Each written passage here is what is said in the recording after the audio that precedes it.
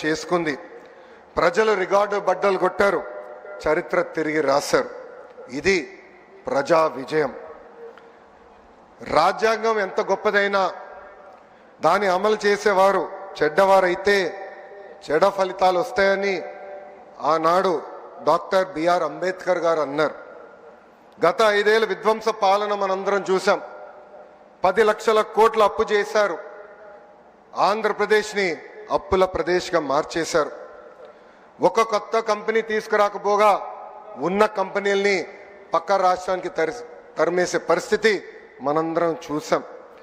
దేశంలో ఎక్కడైనా పెట్టుబడులు పెడతాం కానీ ఒక్క ఆంధ్ర రాష్ట్రంలో మటుకు మేము పెట్టుబడులు పెట్టమని ఆనాడు లూలు సంస్థ ఏకంగా బహిరంగంగా చెప్తాం జరిగింది. అలాంటి పరిస్థితిలో ఆనాడు ఆంధ్ర రాష్ట్రం ఉంది.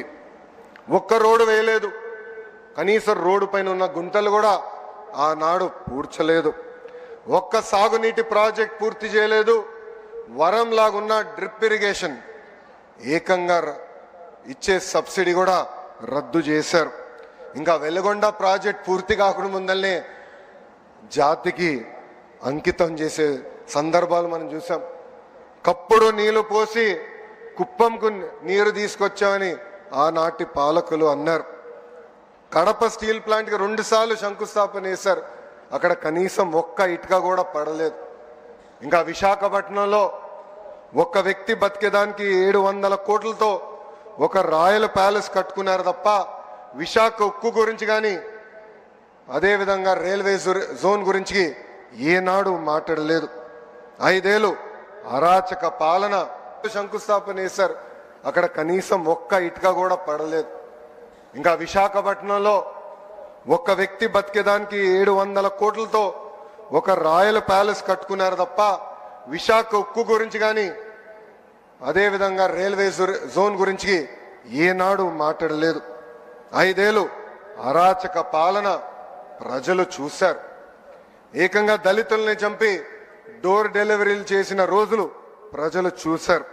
కోవిడ్ సమయంలో మాస్క్ అరిగినందుకు ఒక డాక్టర్ని ఎంత కిరాతకంగా చంపారో ప్రజలు చూశారు. అక్కని వేధించాడని కంప్లైంట్ చేసిన ఒక అమర్నాథ్ గౌడ్ని ఏకంగా పెట్రోల్ పోసి తగలబెట్టి చంపేసిన రోజులు ప్రజలు చూశారు. ప్రశ్నిస్తే లాఠీ దెబ్బలు, కేసులు, అరెస్టులు. ఇంకా విధ్వంస పాలనపై ప్రజలు తిరుగుబాటు చేశారు. అందుకే పెద్ద ఎత్తున కూటమిని ప్రజలు ఆశీర్వదించారు, దీవించారు. సుపరిపాలనలో మనం తొలి అడుగు వేశాం. 5 ఏళ్ళు రాష్ట్ర విధ్వంసం చేసిన వారు ఈరోజు ప్రజాప్రభుత్వం ఏం చేసిందని ప్రశ్నిస్తారు. వాళ్ళని సూటిగా కొన్ని సమాధానాలు చెప్పదలుచుకున్నా. ప్రభుత్వం వచ్చిన తర్వాత ప్రజలు ఈరోజు ప్రశాంతంగా ఉంటున్నారు. ప్రజాప్రభుత్వం వచ్చిన తర్వాత ప్రజల ముఖంలో చిరునవ్వు ఈరోజు కంపడుతుంది. ప్రజాప్రభుత్వం వచ్చిన తర్వాత ప్రజా సంఘాలకు ప్రశ్నించే హక్కు కూడా ఈరోజు కూటమి ప్రభుత్వం అందించింది. నియంత పాలన నుంచి ప్రజలకి నిజమైన స్వాతంత్రం ఈరోజు వచ్చింది. అది అన్ని సాధించామని కూటమి ప్రభుత్వం కాళ్ళు ఎగరేసుకుని తిరగట్లేదు. ఇంకా చేయాల్సిన చాలా పనులు మన ముందర ఉన్నాయి. గత పాలకులు 1000 రూపాయలు పెన్షన్ పెంచేదానికి 5 సంవత్సరాలు తీసుకుంటే మన ముఖ్యమంత్రి గారు తొలి నెలలోనే 1000 రూపాయలు పెన్షన్ పెంచింది మనం చూసాం. దేశంలో ఏ రాష్ట్రం ఇవ్వని విధంగా వృద్ధులకి 4000 రూపాయలు, వికలాంగులకి 6000 రూపాయలు, బెడ్కే పరిమితమైన వారికి 15000 రూపాయలు ఈరోజు కూటమి ప్రభుత్వం అందిస్తుంది. అంటే ఒక పెన్షన్ కార్యక్రమం ద్వారా 34,000 కోట్ల రూపాయలు ఈరోజు కూటమి ప్రభుత్వం ఆర్థిక సహాయం చేస్తుంది. ఇంకా సూపర్ 6లో ముఖ్యమైన హామీ తల్లికి వందనం. 67,27,164 మంది విద్యార్థులకు మనం తల్లికి వందనం కార్యక్రమం ఇస్తున్నాం. ఈ యొక్క కార్యక్రమం ద్వారా 8,745 కోట్ల రూపాయలు తల్లుల ఖాతాలో డబ్బులు జమ చేశాం. ఇంకా first class, inter first class విద్యార్థులు చేరిన వెంటనే వాళ్ళు కూడా తల్లికి వందనం అందిస్తుంది కూటమి ప్రభుత్వం. గత ప్రభుత్వం పేదవాడికి అన్నం పెట్టే అన్న క్యాంటీన్ని మూసేస్తే కూటమి ప్రభుత్వం ఏర్పడిన మొదటి 100 రోజుల్లో 204 అన్న క్యాంటీన్లు తిరిగి ప్రారంభించాం. ఈరోజు దీపం పథకం కింద 2 కోట్ల గ్యాస్ సిలిండర్లు కూడా ఉచితంగా అందజేస్తాం జరిగింది. గత ప్రభుత్వం ఒక్క డిఎస్సి కూడా ఇవ్వలేదు, ఒక్క టీచర్ పోస్ట్ భర్తీ చేయలేదు. అదే కూటమి ప్రభుత్వం ఏర్పడిన మొదటి సంవత్సరంలోనే 16,347 ఉపాధ్యాయుల పోస్టులు భర్తీ చేసే మెగా డిఎస్సి కూడా ఈరోజు మనం నిర్వహిస్తున్నాం. ఈ నెలలోనే అన్నదాత సుఖీభవ, ఆగస్టు 15కి మహిళలకు ఉచిత బస్ ప్రయాణం. గత పాలకులు ఆస్తులు కొట్టేసేదానికి తీసుకొచ్చిన ల్యాండ్ టైటిలింగ్ యాక్ట్ కూడా కూటమి ప్రభుత్వం రద్దు చేస్తాం జరిగింది. పేదలకి చేయూత ఇవ్వటమే కూటమి ప్రభుత్వం లక్ష్యం. అందుకే గౌరవ ముఖ్యమంత్రి గారు P4 అద్భుతమైన కాన్సెప్ట్ ప్రకటించారు. పేద ప్రజలకి చేయూత అందిస్తమే ఈ P4 కాన్సెప్ట్. బంగారు కుటుంబం మార్గదర్శకులందరికీ నా హృదయపూర్వక ధన్యవాదాలు తెలుపుతున్నా. నేను ఏ రాష్ట్రంకి వెళ్ళినా, కేంద్రంలో ఏ మంత్రిని కలిసినా వాళ్ళందరూ ఒకటే అంటారు, బాబు గారు ఈరోజు ఆలోచించింది దేశం రేపు ఆలోచిస్తుందని. అలాంటి అద్భుతమైన కాన్సెప్ట్ P4 అని సభాముఖంగా మీ అందరికి తెలుపుతున్నా. ఇంకా పవన్ అన్న నాయకత్వంలో పంచాయతీలకి నిజమైన స్వాతంత్రం వచ్చింది. పంచాయతీలకి బకాయంగా ఉన్న 1000 కోట్ల రూపాయల నిధులు నేరుగా పంచాయతీలకు వేశాం. రైతుల నుంచి 56 లక్షల మెట్రిక్ టన్నులు ధాన్యం సేకరించాం. 13,600 కోట్ల రూపాయలు ఈ యొక్క కార్యక్రమం కోసం కూటమి ప్రభుత్వం కూడా చెల్లిస్తాం జరిగింది. ఇంకా పొగాకు, మిర్చి, కోకో, మామిడి రైతులు ఇబ్బంది ఉందంటే ప్రభుత్వం యుద్ధ ప్రాతిపదికంగా స్పందించి ఈ రోజుని వాళ్ళని కూడా ఆదుకుంటాం జరిగింది. అభివృద్ధి వికేంద్రీకరణం అనేది కూటమి ప్రభుత్వం ఎజెండా. కేవలం ఒక ఏడాదిలోనే 9.5 లక్షల కోట్ల పెట్టుబడి, వాటి ద్వారా 8 లక్షల మందికి ఉద్యోగాల కల్పన కోసం ఒప్పందాలు కుదిరించుకున్నాం. రాయలసీమను ఒక automotive, electronics, horticulture, renewable energy హబ్గా కూటమి ప్రభుత్వం తీర్చిదిద్దుతుంది. ఏకంగా ఎల్జీ ఎలక్ట్రానిక్స్, రెన్యూ లాంటి సంస్థల్ని రాయలసీమకి ఈ మొదటి సంవత్సరంలో మేము తీసుకొచ్చాం. ఇంకా ప్రకాశం జిల్లాలో రిలయన్స్ CBG ప్లాంట్లు ఏర్పాటు చేస్తున్నాం. ఉభయ గోదావరి జిల్లాలో ఆక్వాని పెద్ద ఎత్తున ప్రోత్సహిస్తున్నాం. ఉత్తరాంధ్రలో ప్రత్యేకంగా ఐటీ, ఫార్మా, మెడికల్ ఎక్విప్మెంట్ తయారీ హబ్గా మార్చేందుకు ప్రభుత్వం అన్ని అడుగులు వేస్తుంది. ఏకంగా ఆర్సిలర్ మిత్తల్ ప్రాజెక్ట్, ఒక TCS, ఒక కాగ్నిసెంట్ కూడా ఉత్తరాంధ్రకి ఈరోజు కూటమి ప్రభుత్వం తీసుకొచ్చింది. మన ప్రభుత్వం డబుల్ ఇంజిన్ సర్కార్.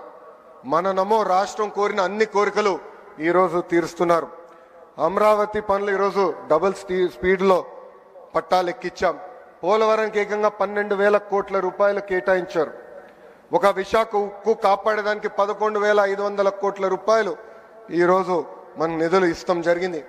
ఇంకా ఉర్వకల్ కొప్పర్తి ఇండస్ట్రియల్ నోడ్కు 5,000 కోట్ల రూపాయలు కేంద్ర ప్రభుత్వం మనకి సహాయం చేసింది. Visakha railway zone, Bhogapuram airport పనులు వేగంగా ఈరోజు జరుగుతున్నాయి. ఇంకా కర్నూలు హైకోర్టు బెంచ్ ఏర్పాటు కోసం కూడా కేంద్ర ప్రభుత్వం సహకరిస్తుంది. ఇది ఈ డబుల్ ఇంజిన్ సర్కార్ వారినే సాధ్యమని దయచేసి ఇక్కడున్న మనందరం గమనించాలని కోరుతున్నా. నేను విద్యాశాఖ మంత్రిని. నా శాఖలో తీసుకువచ్చిన అనేక సంస్కరణల గురించి కూడా ఒక నిమిషం మీ అందరికి చెప్పదలుచుకున్నా. రాజకీయాలకు అతీతంగా విద్యా వ్యవస్థ ఉండాలని బలంగా నమ్మే ప్రభుత్వం ఈ కుటుంబీ ప్రభుత్వం. గతం పాలనలో ఫోటోలు, రంగుల పిచ్చిలు మనందరం చూసాం. పుస్తకాలపైన, బ్యాగులపైన, బెల్ట్లపైన, చివరిగా కోడిగుడ్డు పైన కూడా ఫోటోలు పెట్టే పరిస్థితి. ఏకంగా ఫీ రీంబర్స్మెంట్ నుంచి చిక్కి వరకు 6,500 కోట్ల రూపాయల బకాయిలు మన నెత్తిపైన పెట్టి వాళ్ళు పోయారు. ఇంకా మధ్యాహ్నం భోజనం కూడా ఆనాడు బకాయిలు పెడితే కూటమి ప్రభుత్వం అధికారంలోకి వచ్చిన తర్వాత నాదెండ్ల మనోహర్ గారు నేను కలిసి మధ్యాహ్న భోజనంలో ఈరోజు సన్న బియ్యం కూడా కూటమి ప్రభుత్వం అందజేస్తుంది.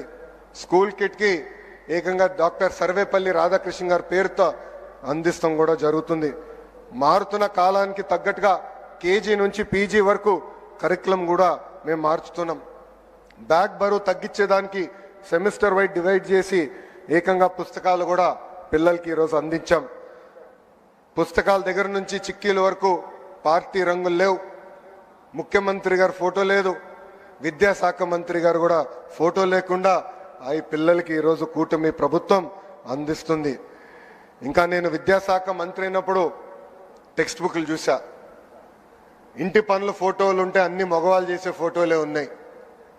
అది మారాలని బలంగా నమ్మి ఈ సంవత్సరం టెక్స్ట్ బుక్లో ఇంటి పనుల ఫోటోలు సగం ఆడవాళ్ళు సగం మగవాళ్ళు చేసే పరిస్థితి ఫోటోలు కూటమి ప్రభుత్వం పుస్తకాల్లో కూడా పెడతాం జరిగింది. ఇంతేకాదు మన ప్రభుత్వం ఏడుపడి నాటికి 1 క్లాస్ 1 టీచర్ కేవలం 1200 ప్రాథమిక పాఠశాలలుంటే జియో 21 ద్వారా ఈరోజు 9800 పాఠశాలలకి తీసుకెళ్తాం జరిగింది. ఇంకా ఆనాడు ఉపాధ్యాయులందరూ నన్ను కోరారు నా పాదయాత్రలో జియో 117 రద్దు చేయమని. ఈరోజు కూటమి ప్రభుత్వం గర్వంగా చెప్తుంది అధికారంలోకి వచ్చిన తొలి సంవత్సరంలోనే జియో 117 మేము రద్దు చేస్తాం కూడా జరిగింది. ఇంకా ప్రభుత్వ ఉద్యోగస్తులు కూడా ప్రభుత్వానికి గుండెకాయ లాంటి వారు. సిఎస్ గారి దగ్గర నుంచి గ్రామంలో పనిచేస్తున్న చిన్న ఉద్యోగం వరకు గత ఏడాది కాలం చాలా అద్భుతంగా కష్టపడ్డారు. దారి తప్పిన రాష్ట్రాన్ని సరైన దారిలో మనందరం పెడతాం జరిగింది. ముఖ్యంగా నా టీచర్లు నాకు అద్భుతంగా సహకరించి ఈరోజు భారతదేశానికి ఒక పారదర్శకంగా నిలబడే పరిస్థితికి తీసుకొచ్చారు. గత ప్రభుత్వంలో మన ఉద్యోగస్తులను ఎట్లా వేడిచ్చారో మనందరం చూసాం. ఉపాధ్యాయులను ఏకంగా లిక్కర్ షాప్ ముందల నిలబెట్టి కాపలా నుంచోబెట్టారు. జీతం ఎప్పుడు వస్తుందో తెలియని పరిస్థితి. అలాంటిది కూటమి ప్రభుత్వం ఏర్పడిన తొలి నెల నుంచే 1వ తారీఖు నాడే ఉద్యోగస్తుల జీతాలు కూడా మేము చెల్లిస్తున్నాం. ఏదైనా సమస్య వస్తుంటే కూర్చుని మనందరం మాట్లాడుకుంటున్నాం. సంఘాలకి ఏమైనా ఇబ్బంది ఉందంటే మన తలుపులు తెరిచి వాళ్ళని ఆహ్వానించి కూర్చుని మాట్లాడే పరిస్థితి మనందరం ఈరోజు తీసుకొచ్చాం. నేను ఇప్పటికీ 65 ప్రజా దర్బారులు చేశా. ప్రజలు ఎదుర్కొంటున్న సమస్యలు నేను నేరుగా తెలుసుకుంటున్నా. అవన్నీ నీట్గా డిపార్ట్మెంట్ వారిగా డాక్యుమెంట్ చేసి ఎప్పుడు క్యాబినెట్ మీటింగ్ ఉంటే ఒక 20 నిమిషాల ముందలెళ్ళి ప్రతి మంత్రి గారు కూడా నేను ఆ వివరాలు ఇస్తాం జరుగుతుంది. ఇక్కడున్న మిమ్మల్ని అందరం కూడా నేను కోరుతున్నా, ప్రజలు మన దగ్గరికి వచ్చినప్పుడు ఆప్యాయంగా పలకాలి, కూర్చోబెట్టాలి, వాళ్ళ సమస్యలు పరిష్కరించడానికి మనం ప్రయత్నించాలి. అన్ని సమస్యలు దేవుడు కూడా పరిష్కరించలేరు, కానీ మన వంతు మనం ప్రయత్నించాలని ఇక్కడున్న ప్రభుత్వ ఉద్యోగస్తులందరినీ కూడా నేను కోరుతున్నా. అంతేకాకుండా ఎమ్మెల్యేలు ఎంపీలు కూడా నేను ఒక విషయం చెప్పదలుచుకున్నా. ప్రజలు ఒక పవిత్రమైన బాధ్యతతో మనందరినీ 94% మందిని ఏకంగా గెలిపించారు. మన పైన ఒక బాధ్యత పెంచారు. మనందరం కష్టపడాలా, అహర్నిశలు అందుబాటులో ఉండాలా. మన నియోజకవర్గానికి ఒక విజనింగ్ ఎక్సర్సైజ్ ఈరోజు గౌరవ ముఖ్యమంత్రి గారు ప్రజెంట్ చేయబోతున్నారు. ఆ విజనింగ్ ఎక్సర్సైజ్ అధికారులతో కూర్చుని డెవలప్ చేసి రాబోయే రోజులు అంటే వచ్చే 4 సంవత్సరం మన నియోజకవర్గాన్ని ఎలా అభివృద్ధి చేయాలి అనే దానిపైన అందరం కూర్చుని పనిచేయాల్సిన అవసరం చాలా చాలా ఉంది. నేను అనేక కంపెనీల ఓపెనింగ్కి వెళ్ళినప్పుడు కానీ ఫౌండేషన్ స్టోన్ వేసినాక వెళ్ళినప్పుడు అక్కడున్న శాసనసభ్యులందరినీ కోరేది ఒకటే, మనందరం పోటీ పడాలి, మన నియోజకవర్గానికి పెట్టుబడులు తీసుకురావాలి. ఆ పోటీతత్వం వల్లనే మనందరం ముందరికెళ్ళచ్చు, మన నియోజకవర్గాన్ని మనం అభివృద్ధి చేసుకోవచ్చు. మనం గతంలో చూసాం 151 స్థానాలు 11 అయింది. దానికి కారణం ఒకటే, అహంకారం. అహంకారం మనకు అవసరంలా. ప్రజలకు అందుబాటులో ఉండాలా, వాళ్ళ సమస్యలు తెలుసుకోవాలా, అహర్నిశలు పరిష్కరించే మార్గంలో మనందరం కలిసికట్టుగా నడవాలని ఈ సభాముఖంగా కోరుకుంటూ, సంవత్సరం అయింది. సుపరిపాలన తొలి అడుగు మాత్రమే. చేయాల్సిన అనేక కార్యక్రమాలు ఉన్నాయి. కలిసికట్టుగా చేద్దాం. అన్ని రంగాల్లో భారతదేశంలోనే ఆంధ్రప్రదేశ్ని నంబర్ 1 చేసే బాధ్యత ఇక్కడ కూర్చున్న మనందరి పైన ఉందని ఈ సభాముఖంగా తెలుపుకుంటూ, నాకు ఇంత అద్భుతమైన అవకాశం ఇచ్చిన గౌరవ ముఖ్యమంత్రి చంద్రబాబు నాయుడు గారికి, ఉప ముఖ్యమంత్రి పవన్ అన్నకి, బీజేపీ రాష్ట్ర అధ్యక్షురాలు పురంధేశ్వరి గారికి నా హృదయపూర్వక ధన్యవాదాలు తెలుపుకుంటూ మీ అందరి దగ్గర నుంచి సెలవు తీసుకుంటున్నా. నేను ఇప్పుడు వందే చెప్తాను, మీరు మాత్రం చెప్పాలి. వందే వందే. జై హింద్, జై హింద్. అందరికి నమస్కారం.